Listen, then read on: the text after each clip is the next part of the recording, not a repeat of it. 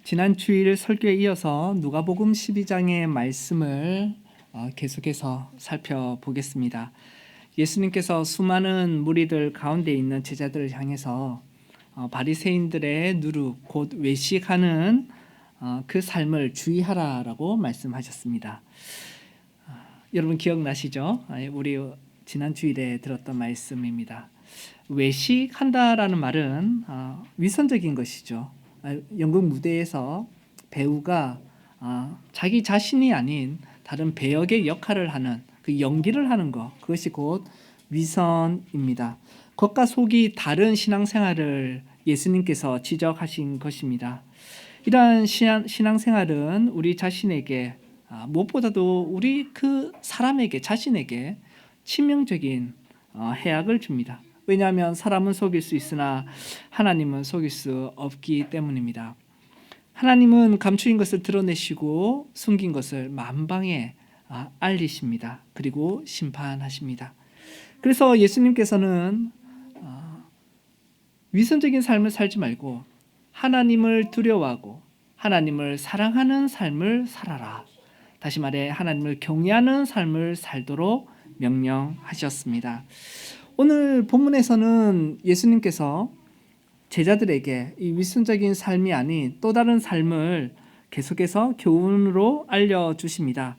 더하여 말씀하시기를 예수님은 예수님 자신을 시인하는, 예수님을 시인하는 그런 삶을 살라. 위선적인 삶이 아니라 예수님을 고백하고 시인하는 삶을 살도록 그렇게 말씀하십니다.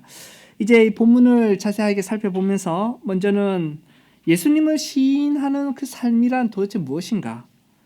두 번째로 이러한 삶을 위해서 예수님을 시인하는 삶을 살기 위해서 우리가 먼저 해야 할 일이 무엇인지, 세 번째로 하나님이 그러면 우리를 위하여 이러한 삶을 살도록 해주신 일들, 약속이 무엇인지를 우리가 배우고자 합니다.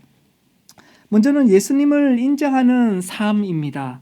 예수님은 제자들에게 사람들 앞에서 나를 시인하라라고 말씀하셨죠. 8절부터 9절의 말씀을 제가 한 번 더 읽겠습니다.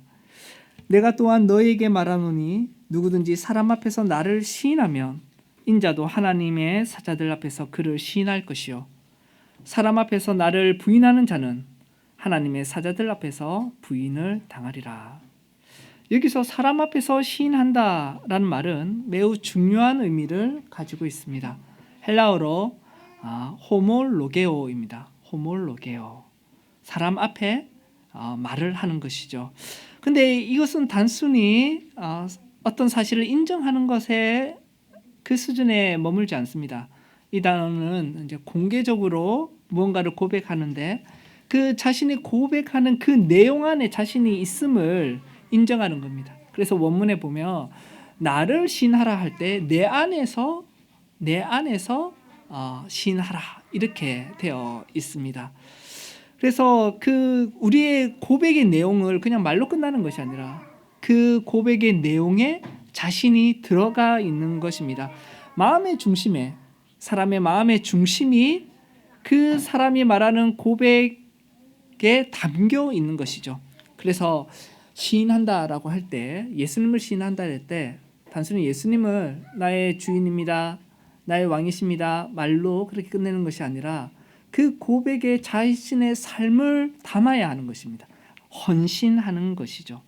그래서 예수님을 시인한다는 것은 곧 그 고백의 내용에 따라 자신의 삶을 헌신하는 것이 포함되어 있습니다.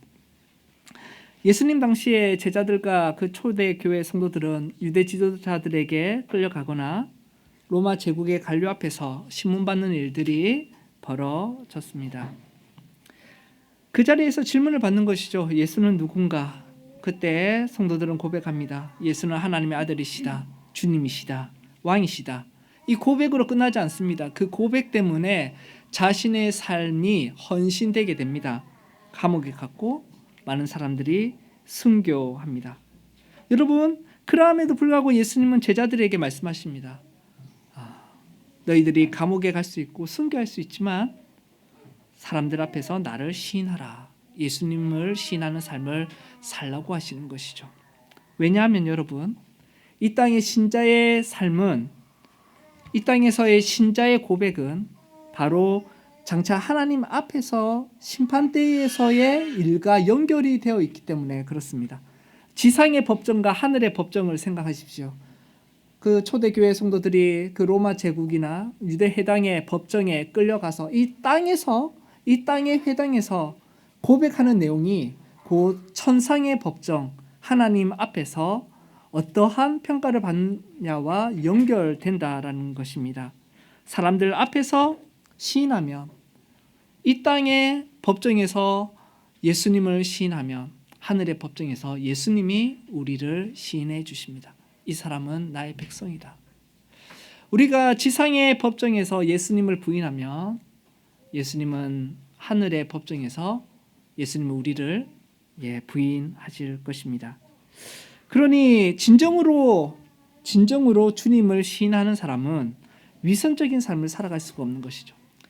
바리새인의 누룩, 곧 위선하는 삶을 살지 말라고 하신 예수님께서 예수님을 진정으로 고백하는, 시인하는 삶을 살라고 말씀하십니다.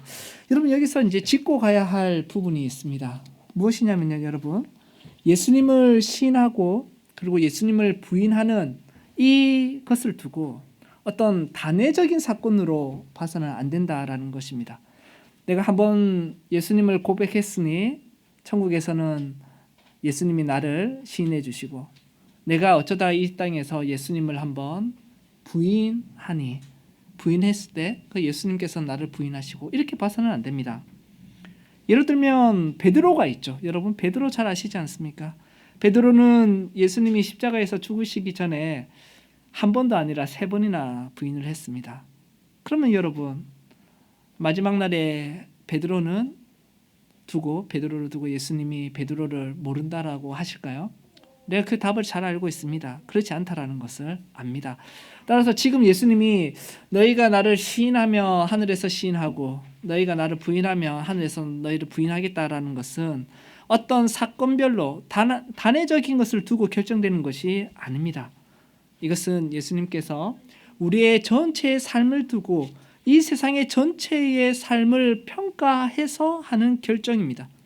베드로가 때때로 자신의 연약함으로 예수님을 부인했지만 그 중심은 예수님이 또 아시잖아요. 그 중심에는 하나님을 사랑하고 경외하는 마음을 예수님이 아십니다. 따라서 그의 삶의 방향이 사실은 예수님을 구주로 고백하는 방향이었던 것이죠.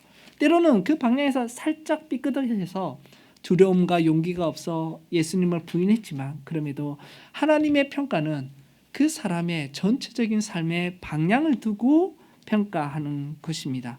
전생애를 통해서 보여준 삶을 봐서 주님께서 그렇게 하나님의 심판대 앞에서 심판받도록 하시는 것입니다. 그래서 여기서 말하는 것은 예수님이 나를 시인해라 라는 것은 단 한 번을 말하는 것이 아니라, 또는 나를 부인하지 말라라고 했을 때 단 한 번의 실수를 말하는 것이 아니라 삶의 방향을 말하는 것입니다. 한 사람의 삶이 전반적으로 예수님을 인정하는 삶인가, 아니면 예수님을 거부하는 인생인가, 그것이 마지막 날에 드러난다라는 것입니다. 따라서 사랑하는 성도 여러분, 신앙은 마음속에만 있어서는 안 됩니다. 마음속에 숨겨진 것만이 숨겨져서는 안 됩니다. 신앙은 고백되어져야 합니다. 사람들 앞에 고백되어지고 삶으로 드러나야 하고, 또한 그 고백에 우리가 헌신해야 하는 것입니다. 우리는 우리의 삶 속에서 예수님을 참으로 주인으로 섬기며 고백하며 살아야 합니다. 그런데 여러분, 이어서 예수님은 매우 어려운 말씀을 하십니다. 이 10절의 말씀입니다. 10절 말씀을 제가 한 번 더 읽겠습니다. 누구든지 말로 인자를 거역하면 사하심을 받으려니와 성령을 모독하는 자는 사하심을 받지 못하리라. 이런 많은 사람들이, 진지한 그리스도인들은 이 구절 때문에 두려워합니다. 혹시 내가 용서받지 못할 죄를 지은 것이 아닐까라는 것입니다. 우리가 예수님을 믿으면 모든 죄는 용서받는다라고 분명히 배웠는데, 아니 예수님께서 누구든지 말로 인자를 거역하면 용서를 받겠지만 성령을 모독하는 자는 용서를 받지 못한다라고 말씀하셨기 때문에 우리를 긴장하게 합니다. 실제로 제가 한 10여 년 전에 그 모교에서 전도 사역을 잠깐 할 때 한 성도님한테 전화를 받은 적이 있습니다. 이 문제 가지고 상담을 요청하더라고요. 이분이 굉장히 심신이 좀 약한 분이셨어요. 마음도 약하고 몸도 약하고 정신적으로도 약하신 분인데 이분이 이제 저한테 전도사님 성경을 읽다가 이걸 봤는데 성령을 모독하는 죄가 무엇입니까? 너무 무섭다라는 거예요. 혹시 자기가 성령 하나님을 모독해서 용서를 못 받을까 봐 그렇게 전화를 받은 경험이 있습니다. 여러분 우리는 매우 두려워할 수 있는데 그러나 이 말씀의 의미를 바르게 이해해야 할 것입니다. 먼저 여러분 한번 살펴봅시다. 예수님은 이렇게 말씀하셨습니다. 말로 인자를 거역하면 사하심을 받는다. 이 인자라는 말은 사람의 아들로 예수님을 나타내는 표현입니다. 그래서 우리가 말로 예수님을 거역하면 사하심을 받는다라고 했습니다. 이 말씀은 이러한 의미입니다. 예수님께서 이 땅에 계셨을 때 많은 사람들은 예수님을 오해했습니다. 예수님께서 하늘 보좌를 버리시고 성육신 하셨을 때 그것을 두고 우리는 예수님의 낮아지심이죠. 비천해지심입니다. 그 가운데 하나님의 온전한 영광이 드러나지 않고 때로는 비밀스럽고 많은 사람들에게 분명하게 그리스도이심이 드러나지 않는 경우도 많이 있었습니다. 그래서 혼란이 유대인들 가운데도 있었던 것이죠. 예수님의 정체를 바로 깨닫지 못했습니다. 그래서 예수님을 거부했습니다.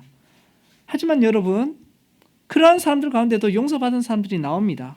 많은 사람들이 나중에 회개하고 용서를 받아 구원을 얻습니다. 예수님의 말로 거부했지만 나중에 회개하고 돌아오는 것이죠. 대표적인 사람이 바울입니다. 여러분 아시죠? 바울은 교회를 핍박했습니다. 그리스도인들을 감옥으로 보내고 왜 그랬습니까? 자신 안에 있는 빛이 밝다고 생각했던 거죠. 하지만 자기는 빛을 가졌다 생각했지만 그 빛은 어두웠던 것입니다. 빛이 아니었던 것이죠. 그래서 부활하신 예수님이 빛을 비춰주시고 너무나도 분명한 계시가 사도 바울에게 전해졌습니다. 그래서 성령님의 역사로 바울은 회개하고 구원을 받은 것입니다. 그러면 성령을 모독하는 죄는 무엇입니까? 성령을 모독하는 죄는 무엇입니까?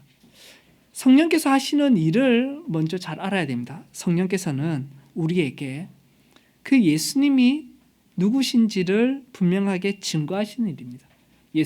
성령께서는 예수 그리스도의 복음을 전해주시고 그 복음을 믿게 하시고 그러므로 우리가 예수님이 구주이고 하나님의 아들이시고 구원자라는 사실을 성령의 역사를 통해 알게 됩니다. 예수님을 성령께서는 너무나도 분명하게 증거해 주십니다.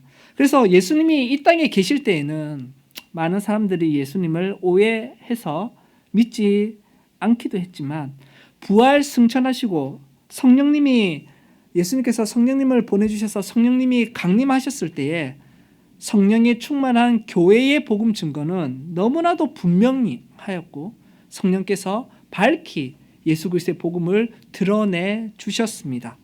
그런데 이 성령 충만한 교회의 복음적인 증언을 고의적으로 그리고 지속적으로 끝까지 거부하는 것이 바로 성령을 모독하는 죄라는 것입니다. 다시 말해 성령을 모독하는 죄라는 것은 성령님의 복음 사역을 끝까지 거부하는 상태입니다. 그래서 이 죄는 용서받지 못하는 것이죠. 왜냐하면 용서를 거부하기 때문에 그렇습니다. 용서를 거부하기 위해 하나님께 용서받기 위하여 우리는 하나님이 용서의 길로 주신 예수 그리스도를 믿어야 합니다. 성령께서 그 예수 그리스도를 분명하게 전해주십니다. 근데 용서의 길을 거부하기 때문에 용서받을 수 없는 것입니다. 여러분, 바로 성령을 모독하는 죄는 용서받을 수 없는데 그것은 하나님의 복음을 거부하는 죄입니다. 따라서 용서를 거부하는 사람은 용서를 받을 수가 없습니다. 그래서 여러분 가운데 혹시 내가 성령을 모독했을까 하고 두려워한다면 그것은 이미 그 죄를 짓지 않고 있다라는 증거입니다. 성령을 모독하는 사람은 회개하려는 마음 자체가 없습니다. 성령의 은혜를 완전히 거부한 상태 가운데 있기 때문에 그런 것이죠. 그래서 예수님을 신하는 사람은 성령을 모독하지 않습니다. 성령의 은혜를 거부하지 않는다라는 것입니다. 그렇죠. 우리가 예수 그리스도를 우리의 주로 고백한다는 말은 예수 그리스도께서 나를 사랑하사 나를 위하여 십자가에서 죽으시고 하나님의 진노와 저주를, 나를 향한 하나님의 진노와 저주를 다 사해 주셨다라는 그 용서를 받아들이는 것이기 때문에 그러합니다. 이제 예수님은 마지막으로 놀라운 약속을 주십니다. 성령께서 우리를 도우신다라는 말입니다. 11절과 12절의 말씀을 제가 한 번 더 읽겠습니다. 사람이 너희를 회당이나 위정자나 권세 있는 자 앞에 끌고 가거든 어떻게 무엇으로 대답하며 무엇으로 말할까 염려하지 말라. 마땅히 할 말을 성령이 곧 그때에 너희에게 가르치시리라 하시니라. 예수님은 제자들이 어려운 상황에 놓일 것을 잘 아셨습니다. 그들을 신문받을 것이고 핍박받을 것이고 순교할 것입니다. 예수님은 알고 계셨습니다. 하지만 그때 그들은 두려워하겠지만 예수님은 염려하지 말라, 두려워하지 말라. 내가 무엇을 말해야 되지? 내가 혹이나 예수님을 부인하면 어떻게 할까라는 그러한 염려하지 마라, 걱정하지 마라 말씀하십니다. 왜냐하면 성령께서 도우시기 때문에 그런 것이죠. 그런데 이 말씀 가운데 매우 중요한 표현이 있습니다. 성령이 곧 그때에 너에게 가르치시리라. 곧 그때에 가르치신다라는 것입니다.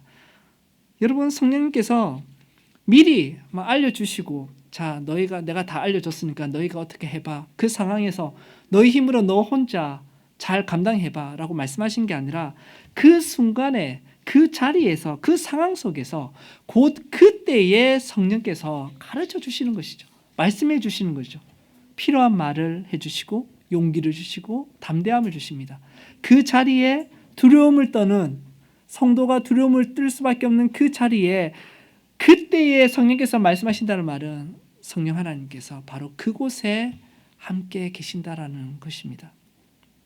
여러분, 예수님을 신하는 삶은 예수님께서 이렇게 말씀하시는 거죠. 너희들의 용기만으로 살아가는 삶이 아니다.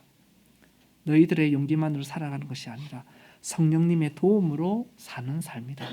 우리가 참으로 외식하지 아니하고 진솔하게 진실되게 예수 그리스도를 우리의 왕으로 구원자로 믿고 고백하는 그 삶은 우리의 능력과 우리의 용기로 되는 것이 아닙니다. 우리의 인내로 우리의 끈기로 되는 것이 아닙니다. 많은 예수님의 제자들이 무너졌습니다. 하지만 그들은 성령의 도움으로 그 믿음을 지켜내었던 것입니다. 이 귀한 약속을 주심으로 예수님께서는 외식하는 삶이 아니라 주님을 고백하는 시인하는 삶을 살도록 그렇게 응원하시고 함께 하시는 것입니다. 결론 및 적용입니다. 사랑하는 성도 여러분, 지금까지 우리는 누가복음 12장의 말씀을 몇 주간 이제 살펴보았습니다. 이 말씀은 예수님께서 바리새인의 누룩, 곧 외식하는 윗선을 경계하라, 그 맥락 가운데서 주신 주님의 교훈입니다. 오늘 예수님은 우리에게 세 가지를 말씀하셨습니다. 첫째는 사람들 앞에서 예수님을 시인하라라는 것입니다. 신앙은 숨겨진 것이 아니라 고백되는 것입니다. 이 고백은 말로 끝나는 것이 아니라 우리의 마음이 담겨야 하고 우리의 헌신이 따라와야 하는 것입니다. 그리스도인은 누구입니까? 그리스도인은 그리스도를 따르는 사람으로서 그리스도께 헌신한 사람이 바로 그리스도인입니다. 여러분은 그리스도인이십니까? 둘째로 예수님은 성령님의 복음 사역을 거부하지 말라라고 하셨습니다. 성령님의 복음 사역을 거부하지 말라. 성령께서 예수님을 증거하실 때 은혜로 받아들여야 합니다. 은혜로 받아들여야 합니다.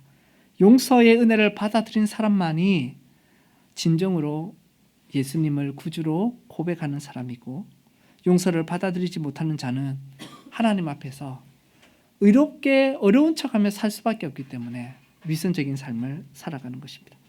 셋째로 예수님은 두려워하지 말라라고 했습니다. 예수를 시인하며 살아가는 이 땅의 신자의 삶을 보면 두려움이 큽니다.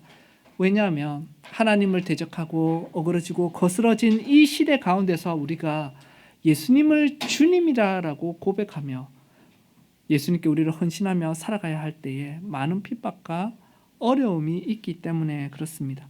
우리의 용기와 자신감으로는 이것을 이겨낼 수 없습니다. 우리의 나약함이 있기 때문에 그렇죠. 하지만 성령님의 도우심으로 가능하다. 예수님이 말씀해 주십니다. 여러분, 우리가 잘 알듯이 교회의 역사를 쭉 보시면 교회와 신자는 끊임없이 핍박을 받아왔습니다. 그래서 이 말씀은 핍박받는 박해 가운데 있는 온 세대의 모든 그리스도인들에게 가르침이 되고 약속이 되고 위로가 되었습니다. 용기가 주어졌습니다. 그리고 여러 세대를 지나며 역사의 굴곡 가운데서도 성도는 이 말씀 때문에 믿음을 지켜왔습니다. 우리의 동시대에도 여전히 지구 어느 곳에서는 핍박을 당하고 있지만 다행히 우리는 종교 자유가 보장된 이 땅에서 살아가고 있지 않습니까? 그러면 이 교훈의 말씀이 어떻게 적용되어야 하겠습니까? 예수님은 예수를 신하는 삶을 살라고 그렇게 말씀하셨는데요. 시대와 장소가 달라도 모든 그리스도인은 동일한 고백을 합니다. 예수는 나의 주님이시다라는 그런 고백이죠. 이 고백은 여러분 사람들 앞에서 할 때에 단순히 먼저 세상 밖의 사람들 앞에서 하는 게 아니라 교회 안에서 분명히 이 고백이 드러나는 것입니다. 여러분이 잘 아듯이 유아 세례 받은 자는 입교할 때 자신의 신앙을 예수는 주님이시다라고 고백하고, 그리고 성인이 되어 세례를 받는 사람 역시 세례 예식 앞에서 하나님 앞에 또 교회 앞에 예수님은 주님이시다라고 사람들 앞에서 예수님을 시인합니다. 여러분, 그리고 초대교회의 교부인 키프리아는 이렇게 말합니다. 순교를 두고 어떻게 표현했냐면, 순교는 여러분 세례는 신앙을 고백하는 것이죠. 근데 순교는 물로 받는 세례가 아니라 피로 받는 세례다, 이렇게 말하는 것이죠. 순교는 피부음으로 받는 세례입니다. 왜 순교합니까? 사람들 앞에서 담대하게 예수 그리스도를 온전히 시인했기 때문에 그런 것이죠. 이처럼 여러분, 우리가 세례 가운데, 입교 가운데 또 세상을 향해 예수를 시인한다라는 것은 단순히 우리의 말로 끝나는 것이 아닙니다. 우리의 삶이 헌신되어져야 하는 것입니다. 여러분, 혹시 여러분 가운데 내가 유아 세례를 받고 입교할 때 또 세례 받을 때 아무 생각 없이 네라고 그렇게 선언하고 세례를 받으시고 입교하신 여러분 가운데 있을 수도 있습니다. 그때는 우리가 알지 못하고 고백했지만 이제는 분명하게 예수를 고백해야 합니다. 그렇게 나는 세례 받았으니까 끝, 그 어릴 적의 수준으로 신앙생활을 계속하시면 안 되고, 정말 예수님의 말씀, 너희가 사람 앞에서 나를 시인할 때에 예수님이 하늘의 사자들 앞에서 우리를 시인하실 것입니다. 우리가 대충 시인하면 예수님도 대충 시인해 주시고 그런 거 없습니다. 우리가 분명하게 진실되게 우리의 전 삶을 우리의 고백에 담아서 시인해야 하는 것입니다. 그러므로 사랑하는 성도 여러분, 여러분의 삶에는 진정한 삶의 고백이 있습니까? 그것을 우리가 돌아봐야 하는 것이죠. 또한 이 자리에 아직 세례를 받지 않고 사람들 앞에서, 교회 앞에서 또 예수님을 시인하지 않은 분이 계실 것입니다. 오늘 이 말씀을 마음에 받으시기를 바랍니다. 예수님을 여러분의 삶의 구원자와 주인으로 영접하여 하나님의 영접을 받는, 천국의 영접을 받는 그 은혜가 있기를 진심으로 원합니다. 예수님이 분명히 말씀하셨습니다. 누구든지 사람 앞에서 나를 시인하면 인자도 하나님의 사자들 앞에서 그를 시인할 것이요 사람들 앞에서 나를 부인한 자는 하나님의 사자들 앞에서 부인당하리라. 그러므로 성령님이 밝히 드러내시는 복음의 은혜를 거부해서는 안 됩니다. 그것은 성령을 모독하는 것입니다. 여러분, 성령께서 우리에게 말씀하실 때 지금이 은혜 받을 때고 지금이 구원을 얻을 때입니다. 미루지 마시고 예수 그리스도를 구주로 영접하고 그 마음의 변화로서 다시금 신앙생활을 하고 세례를 받지 아니하신 분은 세례를 받기 위한 교육의 과정을 들으며 참된 고백을 할 수 있도록 그렇게 하시기를 진심으로 권고합니다. 성도 여러분, 마지막으로 예수님이 우리에게 다시 말해 예수를 주로 시인하고 살아가는 성도들에게 위로의 말씀을 주셨습니다. 성령께서 곧 그때에 가르치시리라.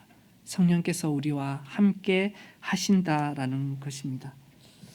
우리의 삶이 그리스도인으로 살아가는 것 참으로 지혜가 필요하고 또 용기가 너무나도 많이 필요합니다. 그때 그 자리에 즉각적으로 실시간으로 성령께서 우리와 함께 하시는 것입니다. 그러므로 때를 따라 돕는 은혜를 얻기 위하여 우리가 은혜 보좌 앞에 담대히 나아갑시다. 성령 하나님 안에서 무시로 성령 안에서 하나님의 도움을 구하고 소원을 구하고 은혜를 구하며 살아갑시다.